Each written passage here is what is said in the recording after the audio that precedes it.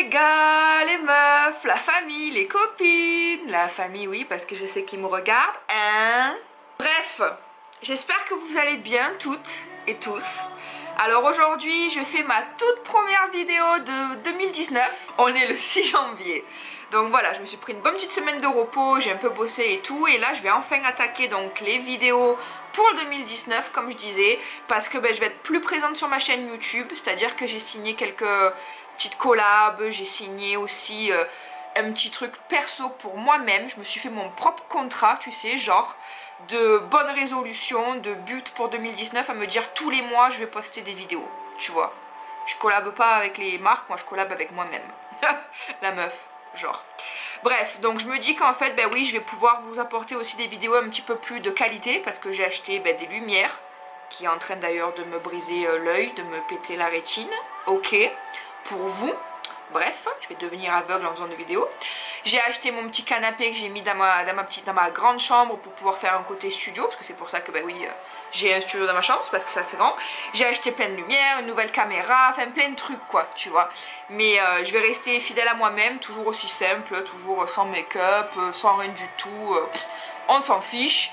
Parce que voilà, je veux rester plus dans le réel, dans le naturel comme je l'ai toujours été. Et surtout j'ai un petit peu plus envie de retrouver mes followers françaises en fait et français, parce que c'est vrai que oui, j'ai laissé tomber un petit peu la France pour tout vous dire depuis que j'ai été ici, mais bon, c'est un petit peu le prix à payer aussi, parce que quand on veut vivre dans un autre pays et qu'on est passé par mon expérience à être marié avec quelqu'un qui vit ici, qui a une différente culture, à avoir de nouveaux amis, un nouveau boulot, une nouvelle famille ici, une famille de cœur bien sûr, tu as besoin de t'immerser, tu sais, à fond les ballons quoi dans ce nouveau pays. Donc j'ai un petit peu tout lâché côté français, mais là que je commence à devenir un petit peu plus stable ici, en espérant que ça le devienne permanent, parce que oui, mon statut d'immigrant n'est pas encore terminé, c'est toujours en cours, ça prend des années. Bref, je vais pouvoir en fait vous retrouver un petit peu plus souvent ici, et surtout retrouver un petit peu plus mes origines de française pure et dure, de marseillaise comme on l'entend dans mon accent, parce que ça je ne le perdrai jamais. Et voilà, donc j'espère que ça vous fait plaisir de me revoir ici en vidéo. Et puis aujourd'hui c'est une vidéo un peu spéciale, parce que bon, comme je disais, c'est la première de 2019, et c'est surtout pour vous expliquer un petit peu ce qui s'est passé en 2018, parce que j'avais envie d'être honnête avec vous. Et surtout pour vous dire ce qui va se passer en 2019, parce que j'ai pris une décision très importante cette année.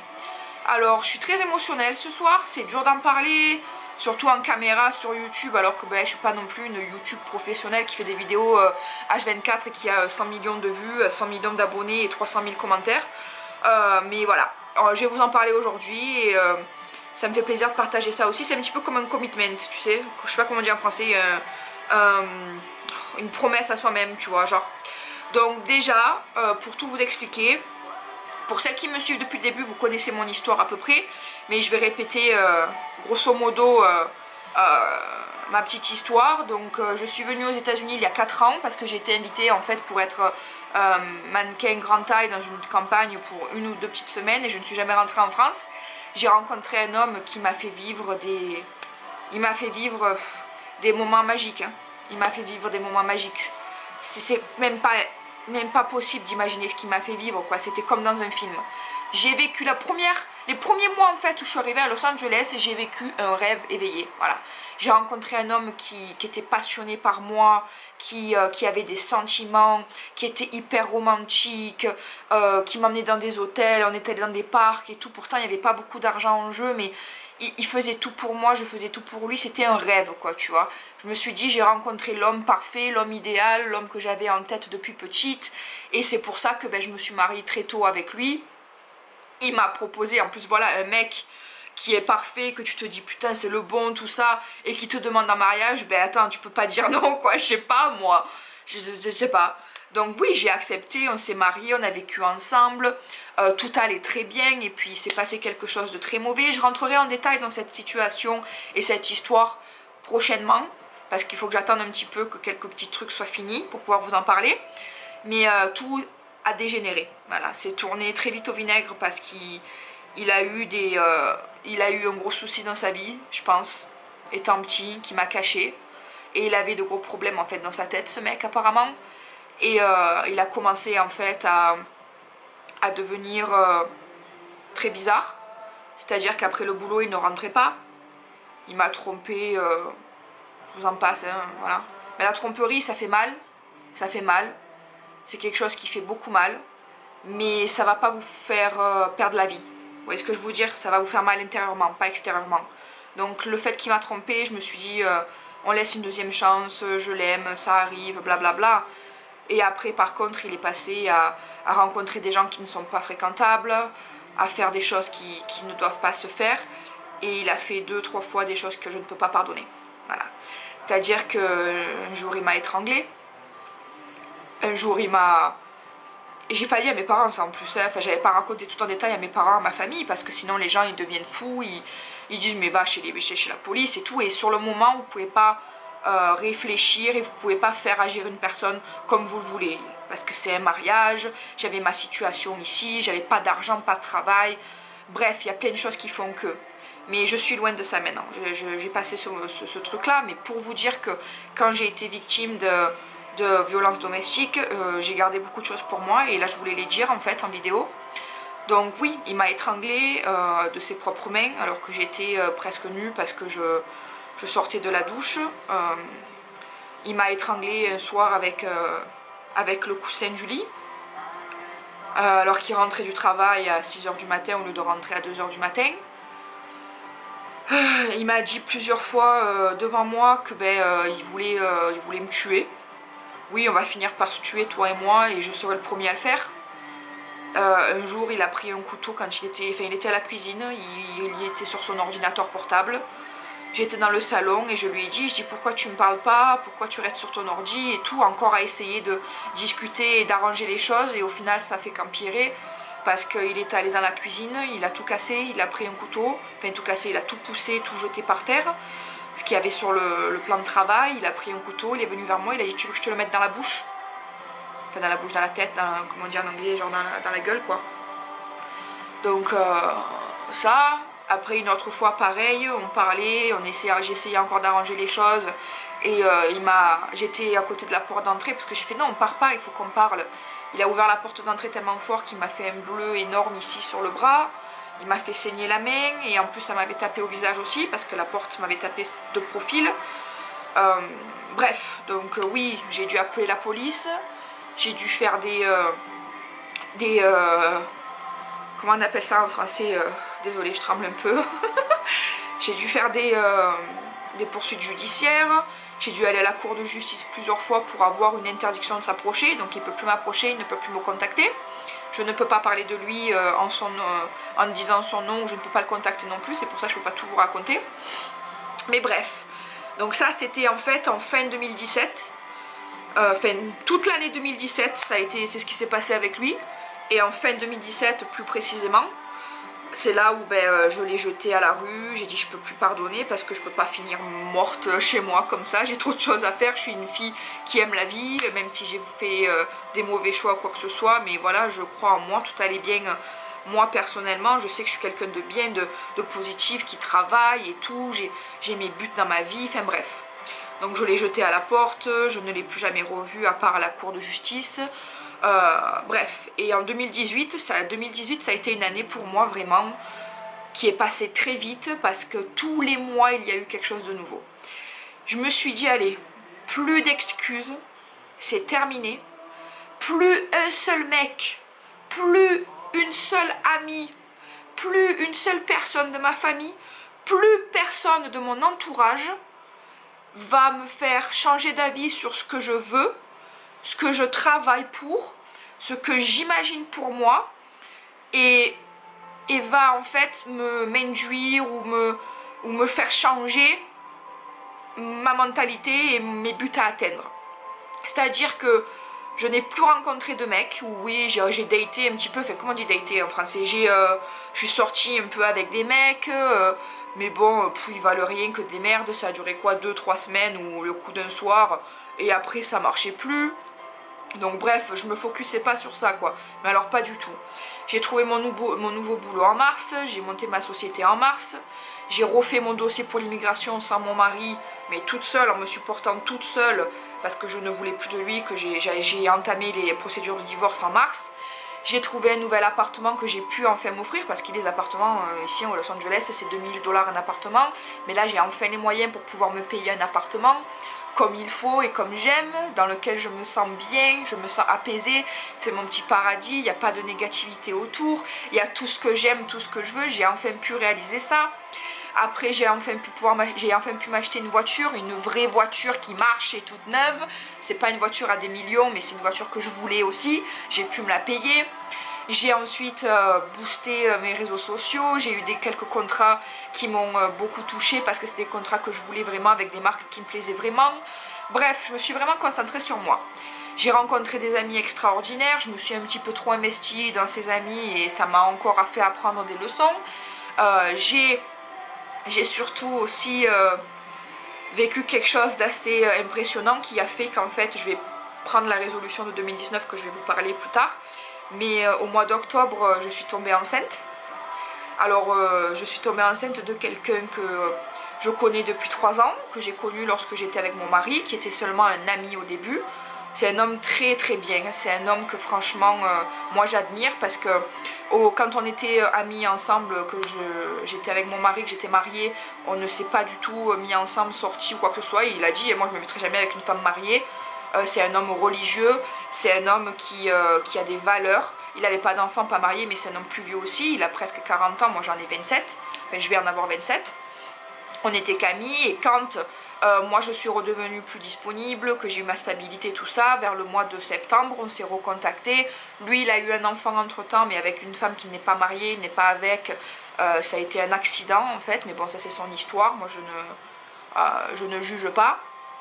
Et sur le coup, il m'a proposé qu'on se mette ensemble tout ça. Je me suis dit bon, pourquoi pas, parce que c'est un homme vraiment bien et tout. Et je me dis ça y est, moi je commence à être un peu stable. Donc allez, on va tenter.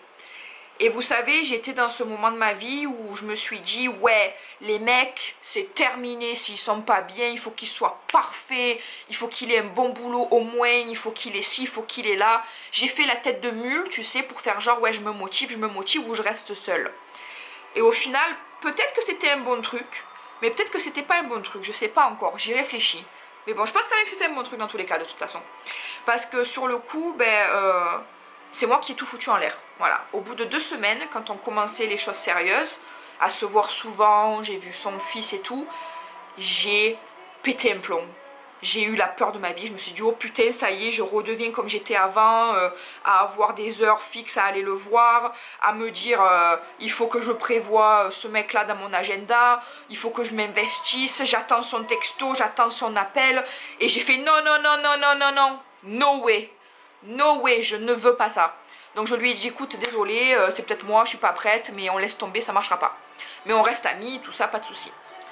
Et 2 semaines après,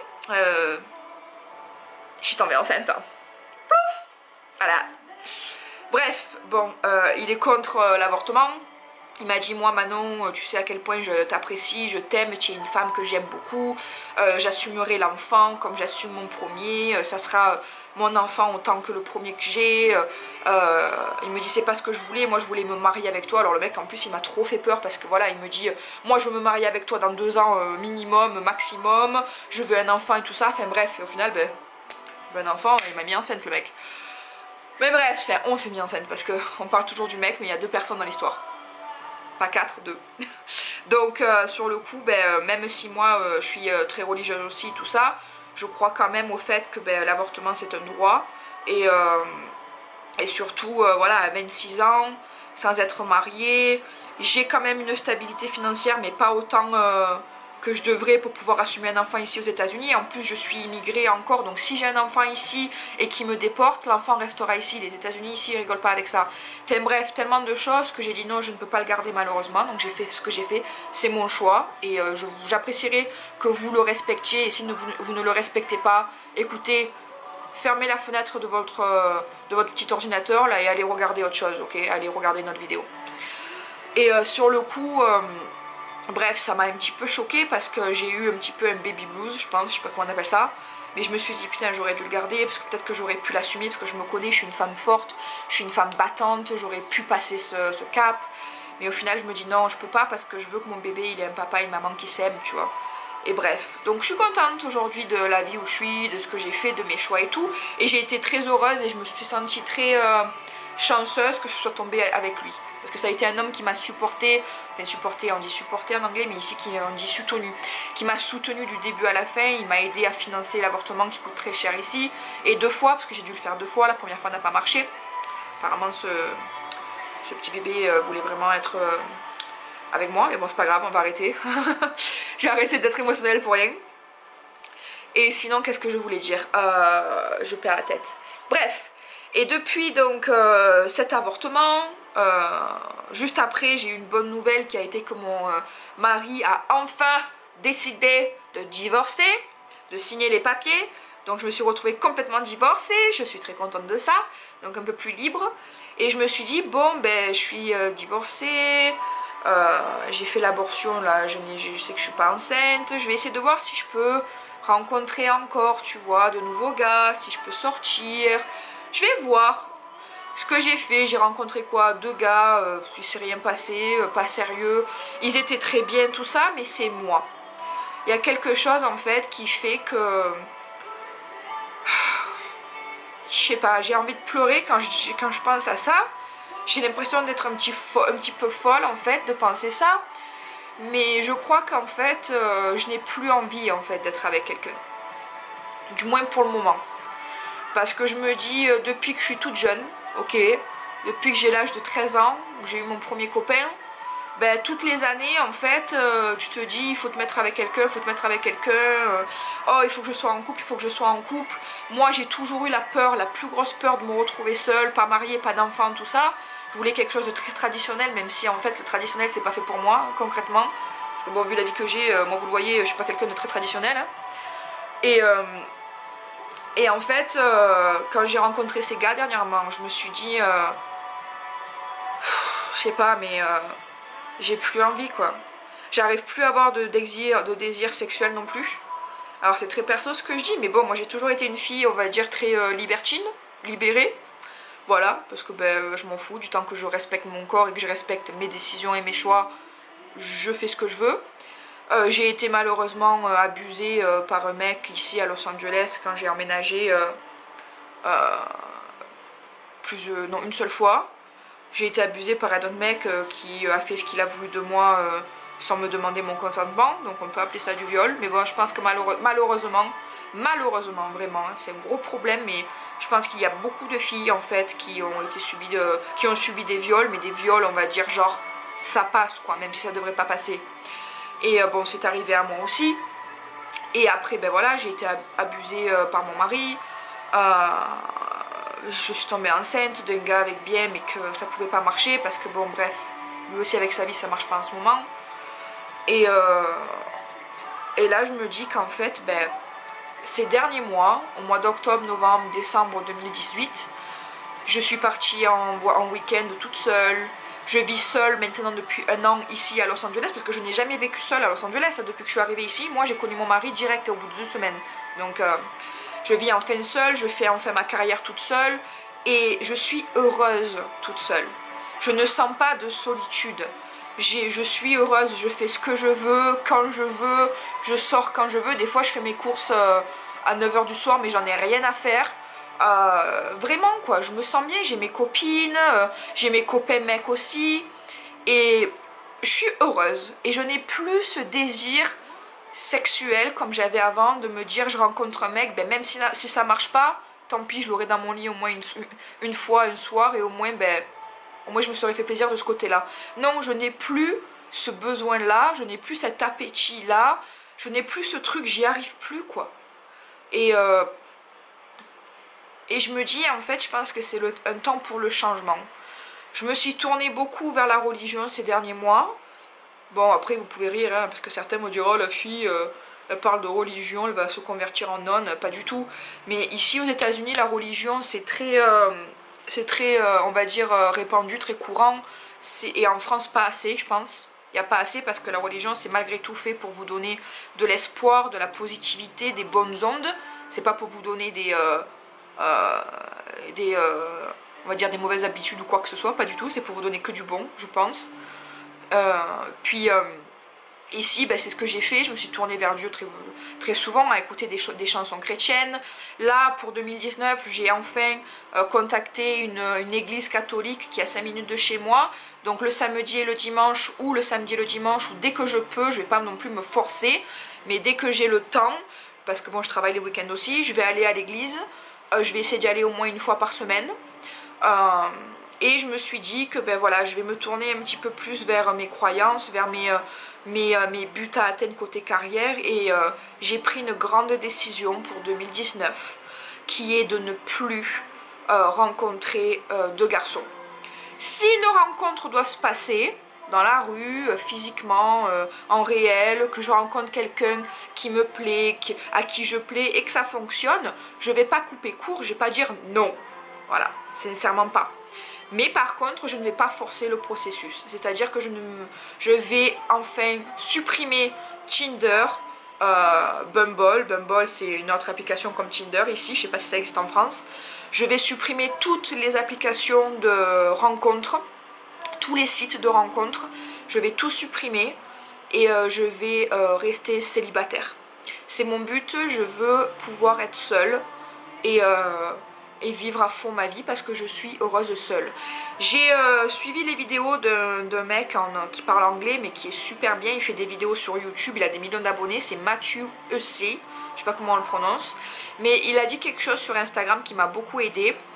Il a dit toutes les personnes qui sont en couple ne sont pas forcément amoureuses et toutes les personnes qui sont célibataires ne sont pas forcément solitaires. C'est-à-dire que c'est pas parce que tu es en couple que tu es amoureux et heureux. Et ce n'est pas parce que tu es célibataire que tu te sens seul, déprimé et malheureux. Pas du tout. Et c'est ce que j'ai expérimenté moi ces derniers mois. Donc en 2019, je vais me concentrer sur mes buts à atteindre côté carrière pour passer un niveau supérieur. Je ne rencontrerai pas d'hommes. Je ne serai plus sur des sites de rencontres. Je rencontrerai des hommes que si ça se fait naturellement. Et voilà. C'est tout. Je vais prendre cette décision que, ben oui, je veux avoir une vie de célibataire, de femme indépendante, de femme seule, et ça me conviendra tout simplement. Voilà.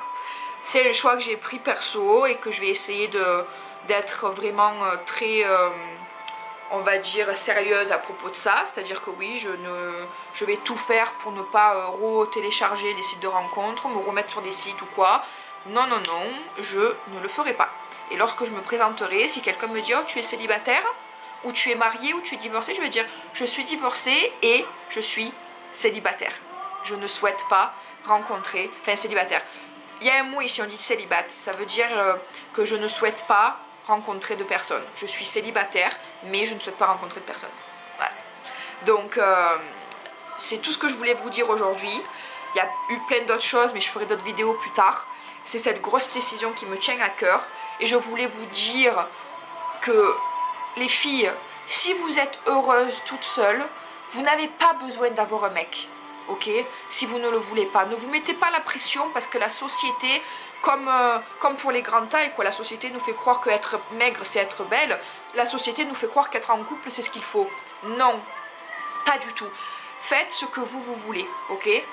Et si vous vous sentez malheureuse toute seule, c'est qu'il y a un problème. C'est que vous avez besoin de l'amour de quelqu'un, c'est que vous avez besoin de réconfort, c'est que vous avez besoin de confirmation, c'est que vous n'avez pas confiance en vous. Et ça, c'est pas bon.